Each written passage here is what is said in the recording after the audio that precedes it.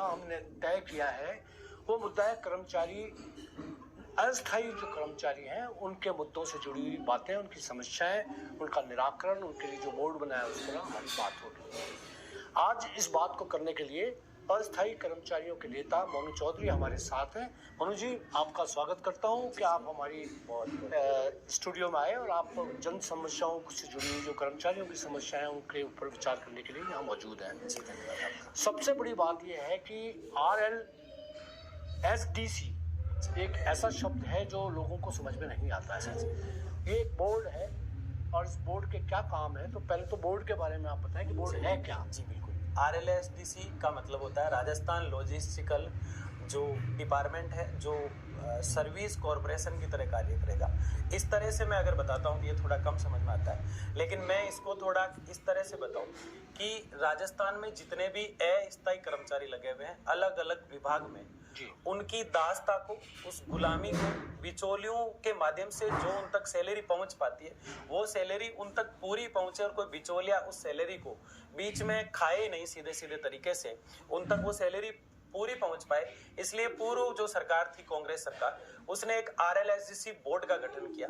लेकिन हमारी बदकिस्मती रही सारे अस्थायी कर्मचारियों की कि उस समय आचार संहिता की वजह से इसका नोटिफिकेशन नहीं आ पाया था। लेकिन इस सरकार ने उस काम को गति दी है। लेकिन हम चाहते हैं कि ये आचार संहिता जो वापिस आ रही है 2 लोकसभा के चुनाव से, इससे पहले ये बोर्ड जो है इसका नोटिफिकेशन जारी हो जाए। मनोज जी, मैं सोचता हूँ कि हो जाएगा जैसा आप चाह रहे हैं, लेकिन सबसे बड़ी बात है कि जो बोर्ड आप बनाने जा रहे हैं तो ऐसे कौन कौन से विभाग हैं जिनके अस्थायी कर्मचारी इससे प्रभावित होंगे। जी, इसमें बहुत बड़े बड़े विभाग हैं। जैसे कि सबसे पहले मैं आपको बताऊं कि एक विद्युत विभाग जो डिपार्टमेंट है वो सबसे बड़ा डिपार्टमेंट है, और वो विद्युत विभाग में जो कर्मचारी काम करते हैं उनको 5,000-6,000 रुपए ठेकेदार के थ्रू या जो टेंडरधारी होता है उसके थ्रू उनको दिए जाते हैं।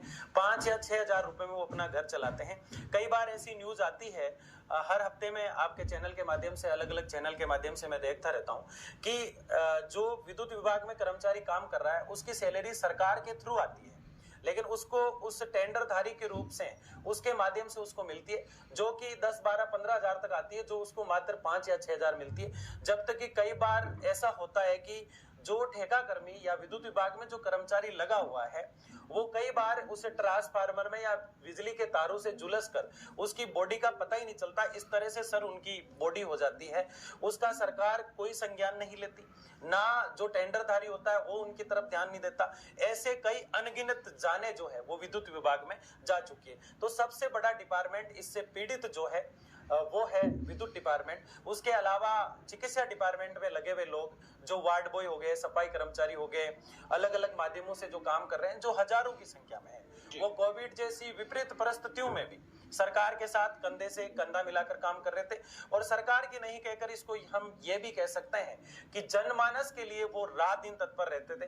कई उन्हें 24-24 घंटे अपने परिवार को छोड़कर जनमानस की सेवा के लिए अपना समर्पण दिया है। लेकिन उनकी जब सैलरी को सुनते हैं तो ये दर्द झलकता है कि उनको मात्र 4,000 रुपए, 5,000 रुपए दिए जाते हैं। और सबसे बड़ी बात ये, उनके साथ कई लोग तो ऐसे हैं इनमें कि जो 12-12, 15-15 साल से काम कर रहे हैं और इनकी सैलरी, कोई सरकारी कर्मचारी इनके साथ लगा, उसकी सैलरी 12,000 रुपए थी 2010 में, अगर वो लगा है, इनकी 1,200 रुपए थी, और इनकी सैलरी जो है आज मात्र 3-4 हजार तक है, उसकी 65,000 तक पहुंच गई। जबकि उस कर्मचारी से ज्यादा उसी कर्मचारियों के या उसी सरकारी डिपार्टमेंट में उनसे ज्यादा मेहनत करते हैं। उसके अलावा एक वोकेशनल टीचर का विभाग है, इसके अंदर ICT कंप्यूटर का एक विभाग है और मॉडल स्कूल का एक डिपार्टमेंट है।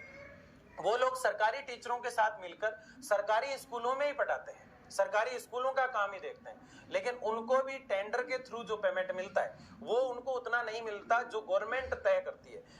कई बार तो ऐसा होता है कि कई डिपार्टमेंट ऐसे हैं, जैसे कुछ समय पहले सर मैं विशाल राजन जी जो प्रशासनिक सुधार सचिव है उनसे मिला, तो सचिवालय के एक व्यक्ति जो प्लेसमेंट पर लगे हुए मेरे साथ गए अंदर, तो हमारी उनसे जब बातचीत हो रही थी तब उन्होंने कहा कि शोषण कहाँ हो रहा है। उन्होंने कैलकुलेट किया तो वो आंकड़ा बिल्कुल सही आ रहा था। जब मैंने उनको बताया, जो चैनल के माध्यम से भी मैं बता रहा हूँ, मैंने उनको बताया कि ये सिस्टम के नीचे काम कर रहे हैं सचिवालय में, तो यहाँ जो टेंडरधारी होगा वो धांधली नहीं करेगा।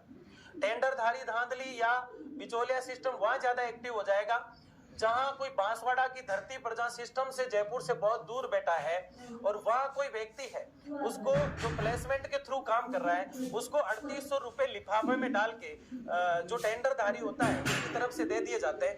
3800 रुपए सर न्यूनतम मजदूरी दर भी नहीं है। आज श्रम मंत्रालय से मैंने जो पीडीएफ निकलवाई है उसमें मैं देख रहा हूँ कि एक कुशल जो श्रमिक होता है उसकी 359 रुपए न्यूनतम मजदूरी दर होती है। जो भी इनको जोड़ा जाए तो 3800 रुपए न्यूनतम मजदूरी दर भी नहीं होती।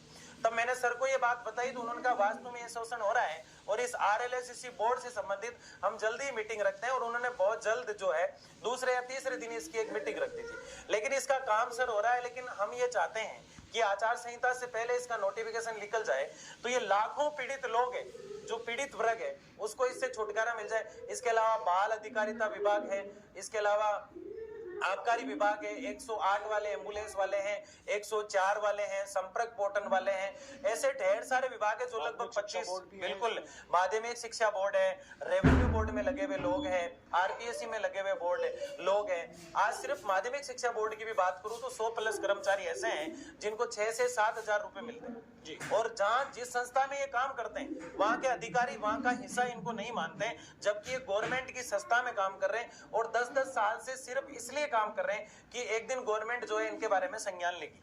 जी जी।